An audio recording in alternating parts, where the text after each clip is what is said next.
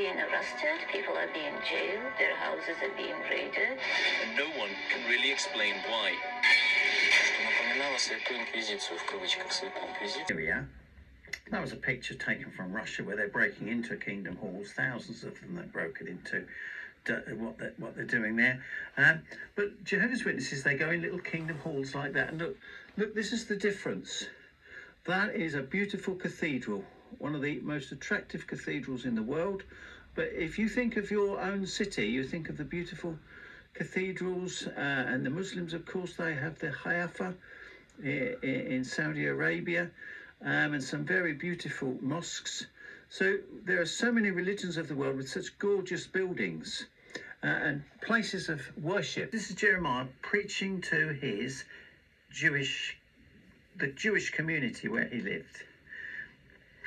And he says, and I'll give all the wealth of this city, all its resources and all its precious things and all the treasures of the kings of Judah into the hand of their enemies. And they will plunder them and seize them. Day long, everybody ridicules me. Other Bible versions say, mock me. They mock him.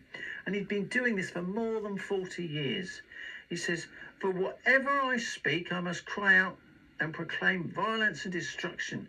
For me, the word of Jehovah has been the cause of insults and jeering all day long.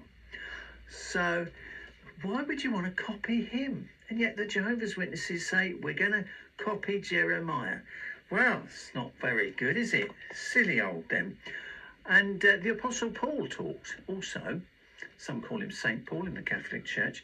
He talked about Christians and how they're the most, if their faith is based on nothing, they're the biggest group to be pitied in the whole world.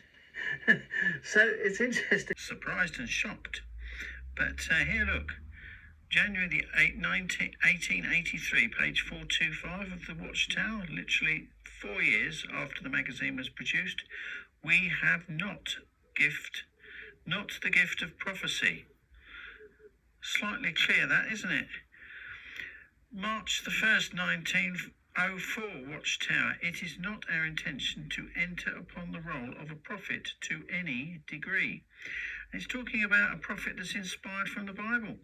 And I've had someone refer to this particular Watchtower, April 1972, the first. A prophet was among them. But actually, if you read it carefully, it talks about a prophet being a group of Christians, acting as a group of Christians with a message. And interestingly, when you check the details, if you look at the top left-hand corner, you can see it says, we describe ourselves as messengers, telling the people of God's will for them. It says, so does Jehovah have a prophet to help them, to warn them of dangers, to decide?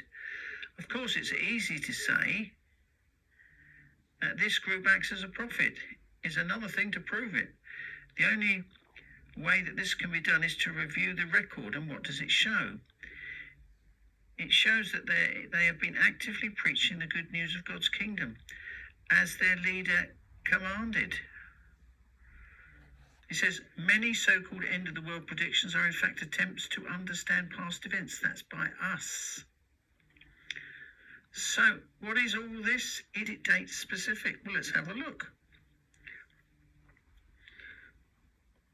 How many dates? Really, there's only a couple. One was 1914, invisible. 1975, yes. But there exists no official statement from the Watchtower writers that it's definitely happened. It says here, marks the end of 6,000 years of human history or experience. Will it be the time when God executes the wicked? It very well could be. But we'll have to wait and see. And that's a Watchtower about 8 years before the event, because there was a build-up to 1975. Now, so that's it. We say may and possibly. So Jehovah's Witnesses are just a group of Bible students who are trying to understand the prophecies given out in the Bible by different various prophets, and they know the end is coming, but we don't know when. And it says in Matthew 24, verse 36, it says, no one knows the day or the hour, only the Father. So we have to stick with that. So we're waiting just like everybody else.